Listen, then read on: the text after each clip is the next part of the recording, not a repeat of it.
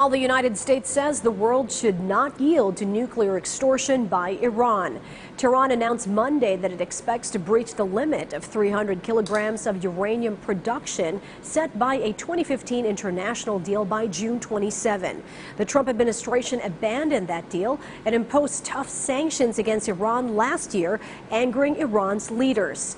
VOA's Slatica Hope reports on the most recent tensions between the United States and Iran. Iran warned last month that it would stop observing restrictions on its stocks of enriched uranium and heavy water agreed under the 2015 nuclear deal, unless the remaining signatories of the deal, Britain, China, France, Germany and Russia, help it circumvent U.S. sanctions to sell its oil. The tensions between Washington and Tehran escalated last week after an attack on two oil tankers in the Gulf of Oman.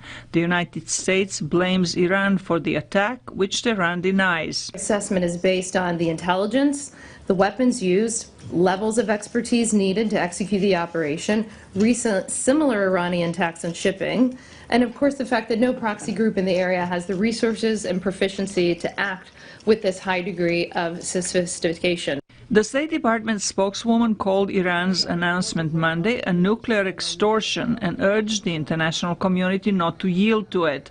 She criticized Iran's behavior in the past 40 years. They continued to build their missile program. We relieved sanctions. They took American sailors hostage. We have seen no moderating behavior by this regime. And in fact, what we're seeing here, of course, over the past week, is constantly threatening to close the Strait of Hormuz. A number of activities, not just the two commercial shipping vessels that we discussed this week. Secretary of State Mike Pompeo has said the United States will use any means necessary, diplomatic or military, to prevent Iran from developing a nuclear weapon. But some lawmakers also blame the administration for the escalation of tensions. Well, the United States pulled out of the agreement, which would have limited them. It's hard for us to say much now when we're foolish enough to pull out of the agreement. Israel called for more sanctions on Iran if it breaches the nuclear deal, but Russia came to its defense, saying that international inspectors recently concluded that Iran completely fulfilled its obligations under the international agreement. Britain, Germany and France warned Iran against violating the 2015 deal.